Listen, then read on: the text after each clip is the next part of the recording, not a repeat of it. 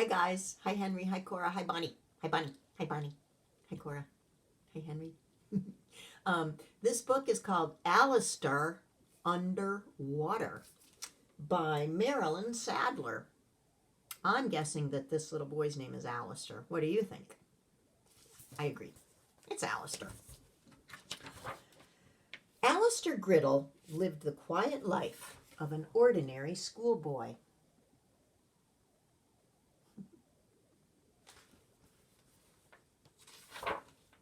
Every morning at dawn, he had a breakfast of oatmeal without any sugar. He brushed his teeth and his hair as well as his jacket.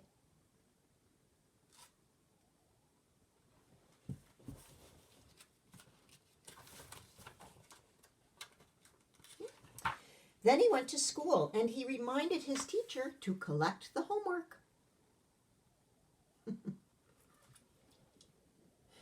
In the evening, Alistair worked with his chemistry set in the basement. His parents never heard a sound from him, unless, of course, there was an explosion.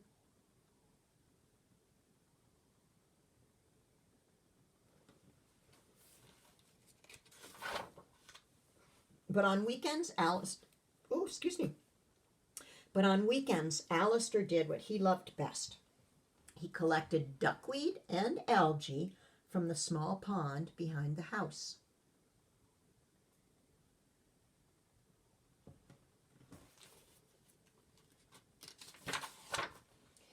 Almost everything that lived in Alistair's pond lived in his room as well. Wow, he's got lots of bugs in jars and fish tanks. Kind of looks like he might be wanting to be a scientist, study things. He wished he could spend as much time at the bottom of his pond as he did at the top. But without gills like a fish, that was impossible.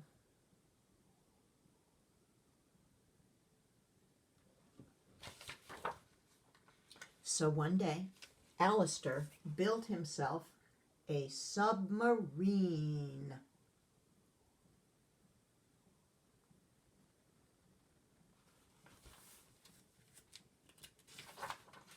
The submarine opened up a whole new world to Alistair. For the first time, he could add flatworms and leeches to his pond collection. Sometimes he forgot all about the world above the water, and he had to be reminded. His mommy sent down a note on a fish hook, saying, bedtime. Maybe his daddy sent it. One day, Alistair was circling the bottom of his pond when he noticed a small opening in the floor. He was quite concerned that he might be missing some pond life.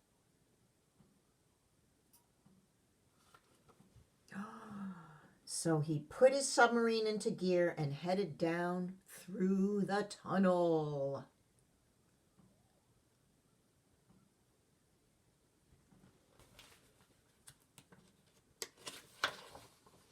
Alistair soon realized there was more than one tunnel under his pond.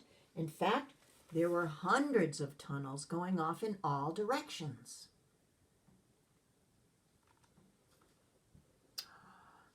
Every turn he took led him deeper into the earth.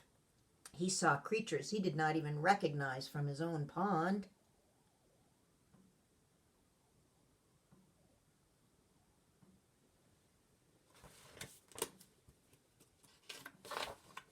Then all of a sudden, Alistair's tunnel emptied out into an enormous underground cavern.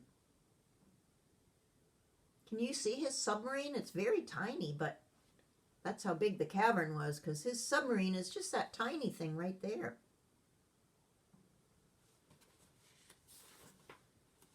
He's an adventurer. Alistair parked his submarine by the side of a rock and got out to take a water sample. He was about to unstop his test tube when he thought he heard a noise.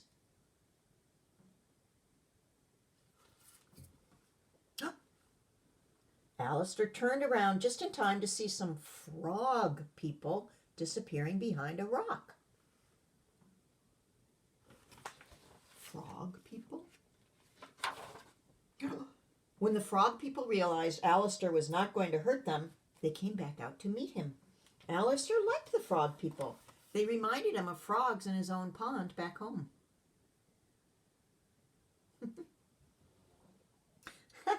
The frog people invited Alistair to have lunch with them. Although Alistair liked the salad, he didn't touch the flies.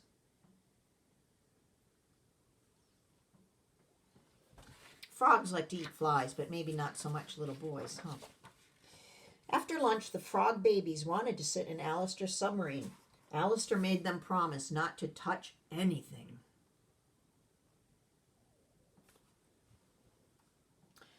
One of the frog babies was just about to touch the controls when all of a sudden something quite large and powerful came rushing through the water.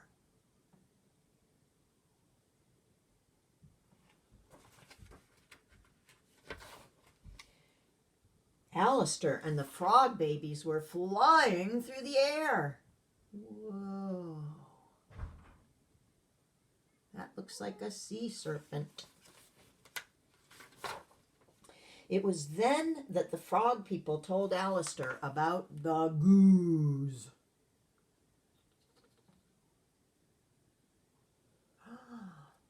The goose had been terrifying the frog people for many, many years. Because of the goose, the frog people couldn't even swim in the water.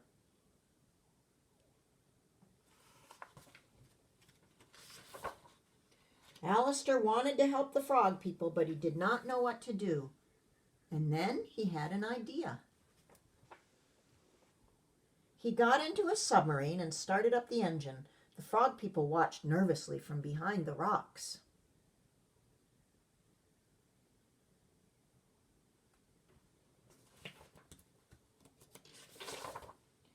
Alistair waited until he saw the goose coming, and then he took off in the submarine for the tunnels. The goose followed Alistair just as he had hoped. There's Alistair.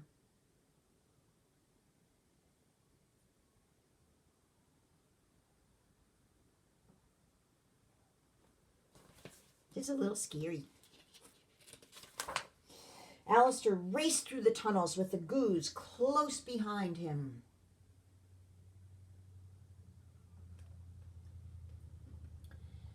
And after many quick turns and clever moves, Alistair was certain that he had lost the goose.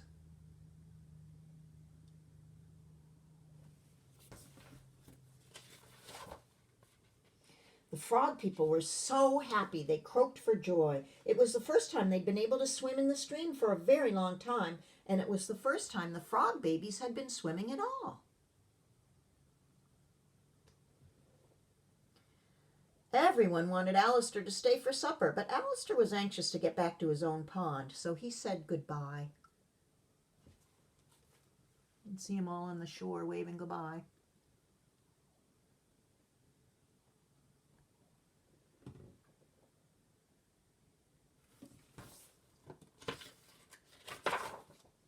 Alistair thought about the frog people all the way home. He was so pleased that he'd been able to help them.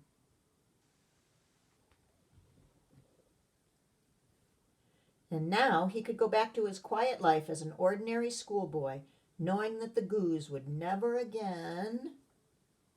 And the note from Mom and Dad says, supper time. But he would know that the goose never again... would never again bother anyone.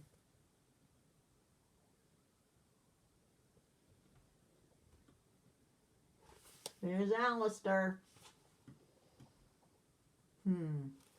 That goose followed him all the way to his home. The end. I don't think we have to worry about the goose. He wouldn't ever come out of the water and bother anybody but the frog people. Hope you liked the story. I love you. Mwah.